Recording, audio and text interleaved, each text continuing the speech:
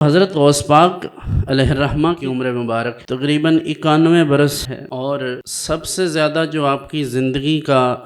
مرغوب ترین مشغلہ رہا ہے وہ درس و تدریس ہے۔ اور طرفہ یہ ہے کہ ان کو ماننے والے ان کی اس بات سے، اس خوبی سے واقف بھی نہیں ہیں، اور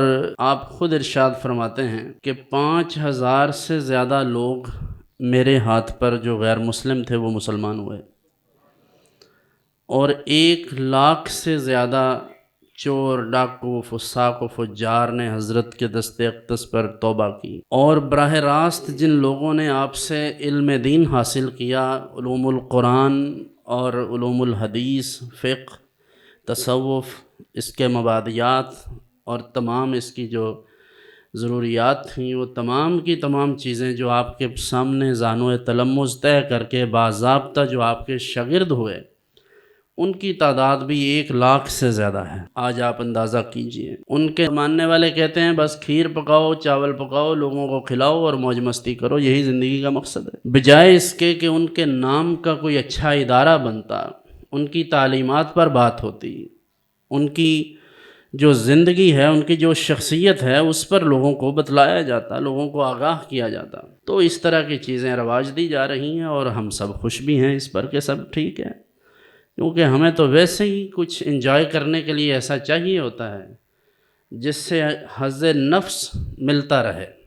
یعنی نفس کی خوراک مہیا ہوتی رہے۔ تو یہ سمجھنے کی بات ہے کہ غوث پاک کی شخصیت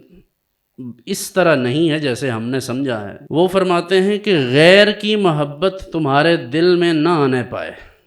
اللہ کے سوا کسی کی محبت دل میں نہ آئے۔ اور پھر شیخ سعدی نے بھی یہ بات لکھی ہے کہ حضرت غوث پاک جب حرمین طیبین میں حاضر ہوئے تو کسی نے حرم نبوی میں یا حرم مکی میں انہیں دیکھا کہ وہ کنکریوں پر اپنا چہرہ رکھ کر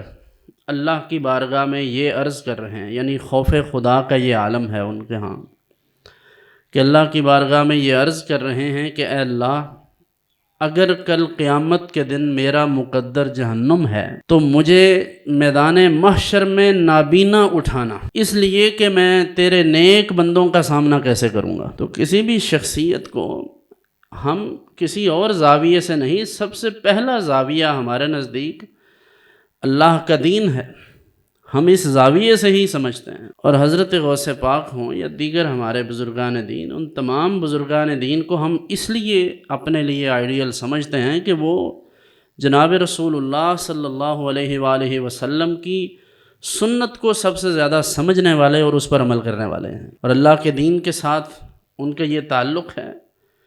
کہ باضابطہ 40 برس انہوں نے تدریس کی ہے، درس و تدریس میں مشغول رہے ہیں، بلکہ انہوں نے یہاں تک خود ارشاد فرمایا کہ میں درس و تدریس میں مشغول رہا تو اسی دوران اللہ نے مجھے مرتبہ قطبیت عطا فرما دیا۔